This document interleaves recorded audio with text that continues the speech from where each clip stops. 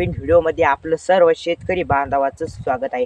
तर आपण शेतकरी बांधवांनो की आपल्या गावामध्ये चालणारे जे व्यवसाय आहेत त्याच्याबद्दल संदर्भात चर्चा करणार आहोत की आपण जेव्हा शेती करतो शेतीवर एवढं पुरत नाही, म्हणजे शेतकऱ्यांना आता 50% शेतकरी शेतीवर एवढं अवलंबून नसल्यामुळे काही व्यवसाय करत असतात। मग तुम्ही म्हणशाल कोणता व्यवसाय भारी आहे ते आपण आज पाहणार आहोत। म्हणजे आजचा व्हिडिओ असा आहे शेतकऱ्यांसाठी की आपल्या गावातील खेड्यापाड्या सगळ्या शेतकऱ्यांसाठी हा व्हिडिओ पूर्ण बघा आणि व्हिडिओला लाईक आणि चॅनलला सबस्क्राईब करायला विसरू नका। तर हा शेतकरीचा व्हिडिओ फक्त आणि फक्त आपले शेतकरी बांधवासाठी आहे। तर शेतकरी बांधवासाठी आजचा व्हिडिओ चांगलाच होणार आहे, त्यासाठी व्हिडिओला लाईक आणि चॅनलला सबस्क्राईब करायला विसरू नका। तर आपण दाखवणार आहे लाईव्ह सजेशन। तर शेतकरी बांधवांनो कोणत्या व्यवसायामध्ये आपण चांगले प्रगती गाऊ शकतो की त्याच्यामध्ये आपल्याला नफा आला पाहिजे, तोट्याचा अजिबात आले नाही पाहिजे। तोट्याचा जो व्यवसाय मी तुम्हाला तो पण सांगणार आहे। आपल्या गावामध्ये चालणार मी थंबनेलवरती 20 व्यवसाय निवडले, पण त्यातले मला फक्त आणि फक्त तुम्हाला गावामध्ये फास्टमध्ये चालणारे ती व्यवसाय सांगणार आहे 5।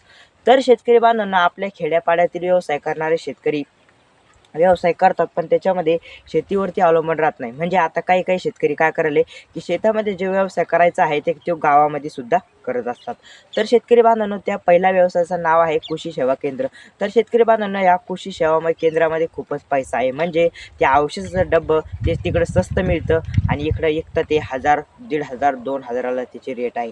म्हणजे शेतकऱ्यांना तुम्ही जरा कृषी सेवा केंद्राचा जरा व्यवसाय केला तर खूप चांगला आहे। त्याचं जर आपल्याला व्यवसायामध्ये जर चांगला यश आलं तर तो पण खूप व्यवसाय चांगला आहे। समजा तुम्ही जर म्हणता तर कसं काय, तर त्या व्यवसायामध्ये आपण गिऱ्हाईकांना चांगलं औषध दिलं, डुप्लिकेट न देता चांगलं जर औषध दिलं तर तो व्यवसाय निघून देतो मी की तो व्यवसाय सुद्धा चांगला आहे। तर दुसरा व्यवसाय असा आहे शेतकरी बांधवांनो की शेतामधील आवडणारा व्यवसाय म्हणजे आपल्या शेतामध्ये चालणारा, गावामध्ये चालणारा हा व्यवसाय सगळ्याकडेच चालत असतो। म्हणजे शेतामध्ये नेत असतो ते व्यवसाय नाव आहे दूध डेअरी।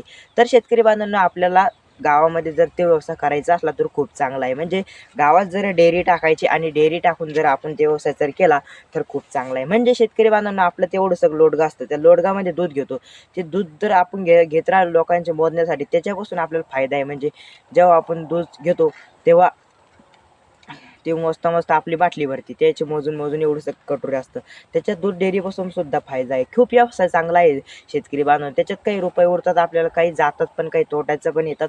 हा दूध डेअरीचा व्यवसाय आहे। तर शेतकरी बांधवांनो तिसरा व्यवसाय सांगण्याआधी व्हिडिओला लाईक आणि चॅनलला सबस्क्राईब करायला विसरू नका।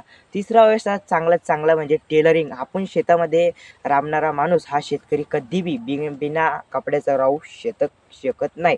तर त्यांच्यासाठी हा व्हिडिओ आहे की टेलरिंग करणं खूप चांगली आहे। तर आता विचार केला तर खूप महाग झालेला आहे टेलरिंग। म्हणजे टेलर जो कपडे शिवतो आपल्या अंगामधले त्याचं सुद्धा आता खूप महाग झालेला आहे। तुम्ही म्हणशाल तो हा व्यवसाय चांगला आहे का, करायला चांगला पुरतो हा, तर तो व्यवसाय पण सुद्धा चांगला आहे। म्हणजे शेतकऱ्यांसाठी खूप आनंददायक तो पण व्यवसाय चांगला आहे। आता कपडे शिवण्यामध्ये नफा एक आहे आणि नफा तर चांगला आहे। म्हणजे शेतकरी बांधवांनो त्या कपड्याचा नफा काय मी तुम्हाला सांगतो।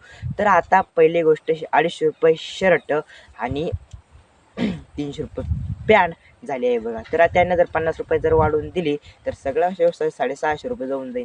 म्हणजे सगळा व्यवसाय ते धरून देतात, त्यांना सुद्धा चांगलं पुरतं। म्हणजे टेलरिंग व्यवसाय गावातला खूप चांगला आहे, 650 रुपये कुठं नाही गेले।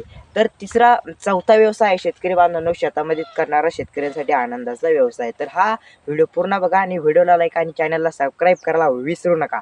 तर चौथा व्यवसाय असा आहे शेतकरी बांधवांनो शेतात चांगला चालणारा आणि शेतातून जाणारा व्यवसाय म्हणजे दुकानामधील व्यवसाय।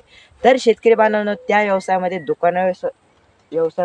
तोटा बी आहे नफा बी आहे। तर 1-1 रुपये चालणारा हा दुकानामधील व्यवसाय। म्हणजे त्याच्यामध्ये 5 गुण कसे असतात, तर आपण जी सामान घेतोय का त्याच्यावर फक्त दुकानवाल्याला 1-1 रुपये द्यावा लागतो। कंपनीकडून तेवढं येतं तेवढं इथं फक्त हे 1 रुपयानं वाढवून देतात। म्हणजे त्या दुकानामध्ये नफा आणि तोटा काही पुरत नाही, त्याच्यामुळे दुकान टाकतात काही की त्याच्यामध्ये 1-1 रुपये 2-2 रुपये राहिले तर हा व्यवसाय खूप पुरतो। म्हणजे दुकानाचा व्यवसाय खूप चांगला आहे। म्हणजे त्याच्यामध्ये जर आपल्याला पैसे राहायला लागले तर हा दुकानाचा व्यवसाय पुरतो। तर पाचवा व्यवसाय, तर शेतकरी बांधवांनो 5वा व्यवसाय असा आहे, तर त्या व्यवसायाचा शेतामधून चांगला गुण झालेला व्यवसाय, तर हा व्यवसाय दररोजच्या हातामध्ये लक्ष्मी येणारे व्यवसाय हा 5वा आहे. आणि ह्या तुमच्यासाठी व्यवसाय आहे, शेतकऱ्यांसाठी व्यवसाय. तर 20 जर व्यवसाय सांगायला गेलं तर व्हिडिओ 50 मिनिटाचा होऊन जाईल, त्याच्यामुळे आपला लय 4-5 मिनिटाचा व्हिडिओ आहे. तर शेतकरी बांधवांनो, 5वा जो व्यवसाय आहे ते आपल्या शेतकऱ्याचा शेतीतून जातो आणि त्याच्यामधून आपण कमवतो, तोच विकतो आणि त्याच शेतकऱ्यामधून आपल्याला चालणाऱ्या व्यवसायामध्ये शेतीमधून चालणाऱ्या तुम्हाला जर ओळखू आला तर नक्की सांगा आणि कमेंटद्वारे कळवा. तर बरं जाऊ द्या, मी सांगून देतो त्या व्यवसायाचं नाव काय आहे. तर तो व्यवसाय आहे शेतकरी बांधवांनो, गावात नगदीमध्ये पैसा येणारा माळवं म्हणजे कोथिंबीर, आलू, कांदे, बटाटा जे काही पण असेल ते व्यवसाय जर केला तर खूप सगळ्यापेक्षा ग्रेटली व्यवसाय म्हणजे आपला भाजीपाला. ह्या भाजीपाल्यापासून अर्धे लोक मालदार झाले आहे बघा. तर तुम्हाला जाऊ द्या, मालदार पण झाले आहे आणि त्यांचं उत्पन्न पण चांगलं आहे, त्यांचं घरं झाले, दार झालं, सगळं या व्यवसायापासून झालेलं आहे. ते व्यवसाय म्हणजे भाजीपाला आहे, गावातले व्यवसाय खूप दर्जेदार व्यवसाय. तर 6वा व्यवसाय जाऊ द्या, आता माझ्या एक व्यवसाय आलेला आहे धान्यामध्ये, तो व्यवसाय म्हणजे पाणीपुरी आईस्क्रीमचा व्यवसाय जर केला तो खूप चालणारा व्यवसाय. तर शेतकरी बांधवांनो, व्हिडिओला लाईक आणि चॅनलला सबस्क्राईब करायला विसरू नका. तर तो व्यवसाय करण्याआधी शेतकरी बांधवांनो, तुम्ही म्हणत असाल तर व्यवसाय करायला तर पैसे लागते. तर शेतकरी बांधवांनो, खिशामधून पहिले आपल्या ₹1000 आणि 2000 तरी खिशामध्ये पडेल असले तरच कोण